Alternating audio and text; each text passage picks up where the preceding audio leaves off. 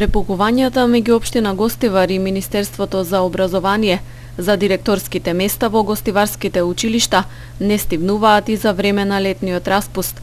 По вчерашниот прес на градоначалникот Арбен Таравари, на кој посочи дека одземањето на ингеренциите во образованието не е во склад со законските прописи, со реакција се јави Министерството за образование и наука.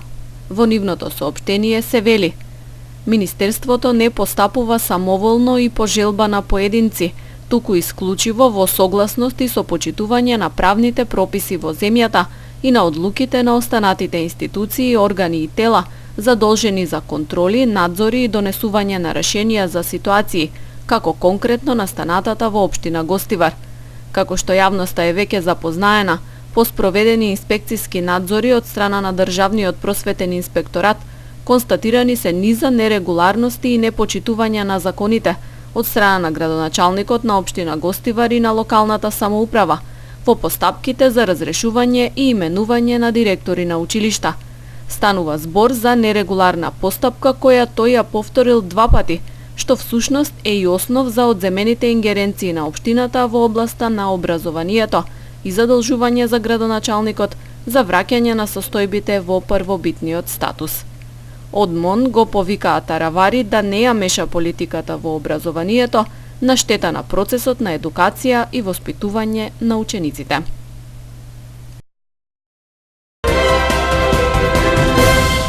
Од утре следува период на многу топло време. Температурите на воздухот ќе бележат тенденција на голем пораст, како минималните, така и максималните дневни, и истите ќе се искачуваат во интервалот од 30 до 39 степени. Тропските горештини носат опасност од труење со храна, кои што се чести во текот на летниот период, затоа што високите температури придонесуваат за побрзо расипување на намирниците. Заболувањата кои се пренесуваат преку храна всушност настануваат после внесување во организмот на човекот храна која е контаминирана со инфективни или токсични агенси. Што значи тоа?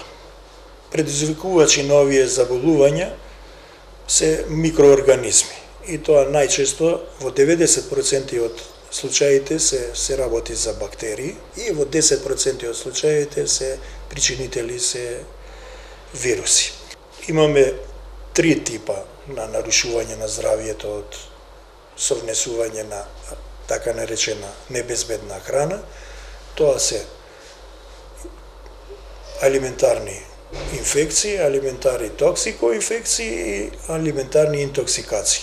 Првиот алиментарните инфекции се самата бактерија навлегува во нашиот организам, преку храната навлегува во нашиот организам, го колонизира и предизвикува заболување. Во вториот случај е навлегување на бактеријата и лачење на токсини, а во третиот случај е веќе излачени токсини се во храната што ја внесуваме и тоа е алиментарна интоксикација.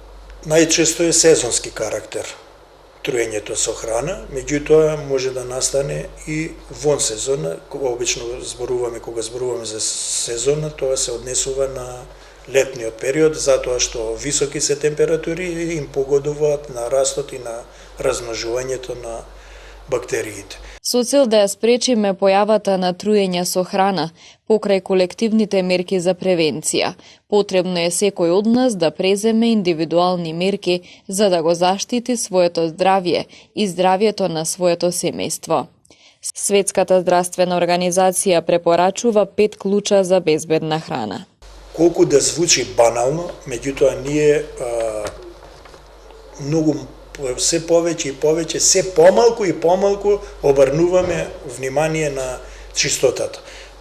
Што значи тоа да одржуваме? Од високо ниво на лична хигиена до високо ниво на општа хигиена. Да ги миеме рацете. Забораваме да ги измиеме и да ги изчистиме површините, работните површини и приборот со кој се служиме, кој манипулираме со храната. Забораваме да ги заштитиме куинските површини, но и храната, готовата храна од разни инсекти, од разни пестициди, Значи, првиот постулат е одржување на високо ниво на чистота, високо ниво на хигиена. Вториот постулат треба да се оддели сировата од готовата храна. Примерно контаминирани се сите намирници од животински сирови, намирници од животинско потекло и неизмиени овоше и зеленчук. Може да настане директна контаминација со директен допир на или па вкрстена контаминација. Ако го користиме истиот нож со кој правиме салата и ако го користиме за истото за сечење на готово месо, onda имаме вкрстена контаминација. Така да треба да се одели сировата од подготвената храна. Храната треба доволно долго да се подготвува и доволно на адекватна температура да се припрема и како таква свежа да се конзумира. Или ако не се конзумира, во рокот после најмногу 45 минути да се стави во фрижидер, па потоа повторно да се загрее за да се конзумира. Меѓутоа, еднаш извадено од фрижидер не се препорачува повторно да се користи. Готовата храна треба да се чува на безбедна температура. Која е безбедна температура? Безбедна температура е некаде под 5 степени. И на крај, за сето ова мора да имаме да се користи безбедна вода за пиење и нормално секогаш свежи продукти. Повеќе од 200 заболувања се пренесуваат преку храната, покажуваат податоците на Светската здравствена организација. Тетовската населба блок 4 или Стара Цеглана конечно доби сообраќајница, канализација и улично осветлување. Целокупната инвестиција изнесува 9,5 милиони денари, средства издвоени од буџетот на општина Тетово. Во план е оваа улица да се поврзе со булеварот Благоја Тоска и со останатиот дел од населбата Дреновец. Значи тука сме за да го означиме завршувањето на работите, знаете, заедно бевме кога беа започнати. Завршени се 350 метри пат со ширина од 6 метри, со тротоари, со значи јавно осветлување, средување на фекална канализација од 250 метра, додека целата вредност на проектот е 9,5 милиони денари. За овој дел сметаме дека сме завршиле сериозна работа во однос на осигурувањето, во однос на вредноста која е тука. Нормално тука сме заедно со нашите представници од местното население и свесни сме за фактот дека има секогаш една работа отвара друга работа, но апсолутно исто така сме и во проектирање за решавање на другите проблеми што ги има значи овој дел. Сме пред подпишување на договор со Светска банка за продолжување на индустријскиот булевар и исто така со Агенцијата за државни патишта разговаравме за да го проектираме продолжувањето, значи на тој патот што се вика Ратајски пат, за да после тоа, значи со некој државен, значи буџет да може тоа истото да се буџетира, пошто тоа веќе има регионално значење, не е само локален пат. Така да ние оваа година ќе работиме на проектирањето, а се надевам дека ќе имаме среќа и да мобилизираме средства за тоа. Истакна Теута Арифи, градоначалник на општина Тетово. И додека Арифи отвора помали делници во градот на значајните сообраќајници булеварите Благоја Тоска и Линденска, кои треба да го поврзат едниот со другиот дел на градот, нема никакви градежни активности. Граѓаните ги поздравуваат инфраструктурните проекти во тетовските населби, но без довршување на булеварите, велат тие, проблемите со гужвите и сообраќајниот хаос не може да се реши. Јас знам дека не може све да се гради Тетово од еден пут. Не може од еден пут, ама корак по корак треба да се гради. Рече жител на Дреновец. И овој пат, како и многу пати досега, Арифи даде ветување дека е во процедура пробивањето на двата булевари во градот. Не завршува процесот на исплаќање на деловите што се одзимаат од патот, така да мислам дека ќе се одиши, па мора да се заврши, ако тргнал, како ова, тргнавме, завршивме. Истакна Арифи, во Тетово има 3 булевари и ниту еден од нив не е пробиен, а за изгледба на обиколница засега нема никакви најави, ниту од централните, ниту од локалните власти. Движењето Еко Герила остро го осудува нападот и заканите што беа опатени вчера во Охрид кон господинот Илјас Илјази, од страна на општинскиот советник во Охрид, член на ДУИ. Високо го цениме придонесот што господинот Илјази како наш надворешен советник и експерт за прашања поврзани со загадувањето на животната средина, изразуваме сериозна загриженост дека владењето на правото во нашата земја е далеку над очекувањата на граѓаните. Културата на неказнивост за кривични дела кон политичките службеници е неподнослива, истакнаа од Еко Герила. Отаму го повика јавното обвинителство и Министерството за внатрешни работи итно да одговорат и да ги казна сторителите, без разлика на политичката поддршка што може да ја имаат. Инаку советникот во општина Охрид од ДУИ Нефи Усини го натепал професорот Илјас Илјази од Штоловиот универзитет поради див приклучок на водоводната мрежа каде е поврзана зградата, чиј претседател на куќниот совет е Илјази. Илјази го пријавил случајот, а од МВР потврдија дека Усини е повикан на распред и против него ќе биде поднесен соодветен поднесок. Професорот Илјас Илјази за повеќе медиум изјави дека советникот во општина Охрид Нефи Усини го удирал со тупаници што резултирало со повреди. Илјази додава дека се чувствува загрозено, бидејќи Усини му се заканувал дека ќе го убие, влечејќи го пред неговата зграда. До инцидентот дошло откако Илјази како претседател на куќен совет пријавил во водовод дека имаат проблеми со водата, а екипи утврдиле дека некој на диво се приклучил на нивната мрежа. Ова е трет напад за неколку месеци во кој учествува советникот Усини. 38 годишен тетовец вчера поради сомнение дека е извршител на повеќе кражби.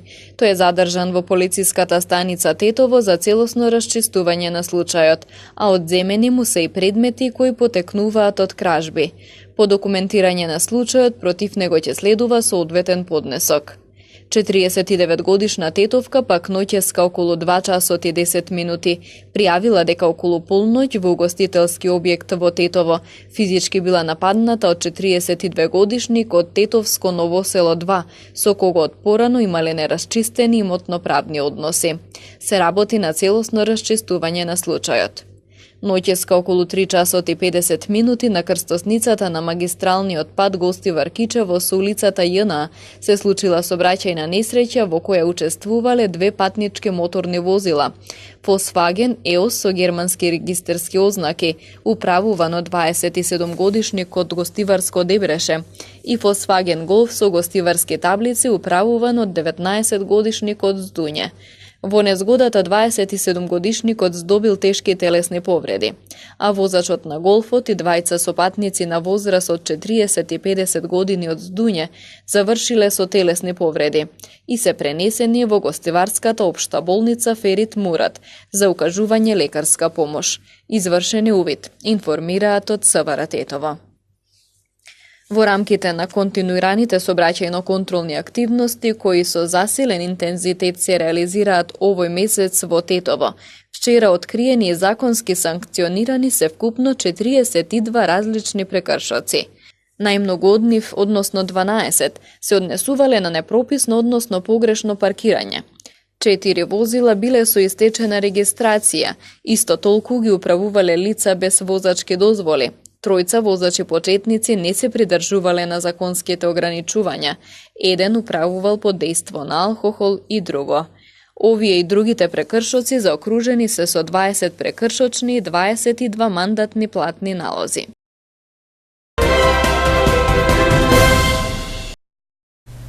Во Гостивар по повод големиот празник Илинден ќе бидат организирани неколку културни настани. Во четврток навечер во летниот амфитеатар на Кеот на Вардар ќе се одржи свечена манифестација под мотото Наша Македонија. 90-минутната програма офаќа настап на Гостиварското градско аматерско културно-уметничко друштво Браќа Гиновски и Кут 7 септември од Македонски Брод. Празничната атмосфера ќе ја надополни младата гостиварка Кристина Јовановска, која што ќе се представи со неколку музички изведби. Од организацијскиот одбор на манифестацијата упатуваат покана до граѓаните да дојдат и да го проследат настанот, со што ќе придонесат за достоинствено чествување на државниот празник, Денот на Републиката 2 август. Во Центарот за култура Асном пак исто така во очи празникот концерт ќе одржи гудачки квартет предводен од виолинистката Пламенка Трајковска. Концертот носи наслов Музика и филм. Пред гостиварци ќе бидат изведени познати музички теми од популарни филмски остварувања, како Пиратите од Карибите, Джеймс Бонд, Шиндлеровата листа, Мирисот на жената и други. Денот на Републиката Илинден 2 август традиционално со свечен собир ќе го одбележи и општинскиот одбор на Сојузот на борци Гостивар. Во рамки на одбележувањето на 18 годишнината од загинувањето на полицаецот и македонски патриот Цоки Стојановски, во среда на 31 јули ќе се организираат повеќе меморијални активности. Во 8 часот ќе се положи свежо цвеќе на вечното почивалиште на Цоки на градските гробишта во Тетово и ќе му биде оддадена почит и искрена благодарност за неговото херојство. Во 8 часот и 30 минути ќе се положи свежо цвеќе и пред спомен бистата на Цоки во кругот на полициската станица за безбедност на патниот сообраќај во Тетово, додека во 9 часот свечено ќе биде отворен турнирот во мал фудбал Цоки Стојановски, кој оваа година ќе се одржи во спортската сала во Средното економско училиште 8 септември во Тетово. Доделувањето на наградите и благодарниците е предвидено за 12 часот, информираат организаторите Сдруженијето Македонски херои. Полицаецот Цоки Стојановски загина кобниот ден 2001 година како 28 годишник, бранејќи го суверенитетот и територијалниот интегритет на Република Македонија. Ноќта на 1 август 2001 година одговори на својот последен предизвик за одбрана на неговиот роден град Тетово. Истрел од куршум го усмрти Стојановски, кој на пунктот лоциран пред поранешните простории на Радио Тетово беше на должност командир на реонот од наплатната рампа кон Гостивар до станицата за безбедност на патниот сообраќај. Полицаецот Цоки Стојановски беше познат како човек целосно посветен на службата и на должностите, кои ги извршуваше секогаш со иста совесност. Стојановски беше сопруг и татко на 2 ќерки.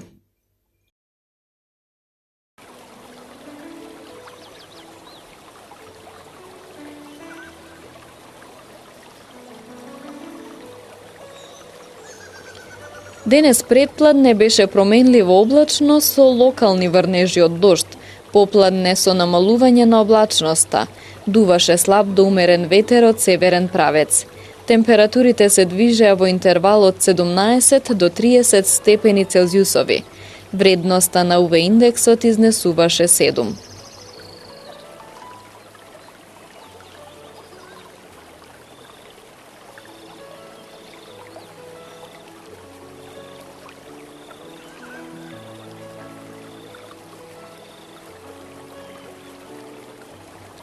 Времето утре ќе биде претежно сончево и топло. Попладне со изолиран развој на нестабилна облачност, проследена со краткотраен пороен дожд и грмежи. Ќе дува слаб до умерен северен ветер. Температурите ќе се движат во интервал од 16 до 33 степени Целзиусови. Вредноста на УВ индексот ќе изнесува 9.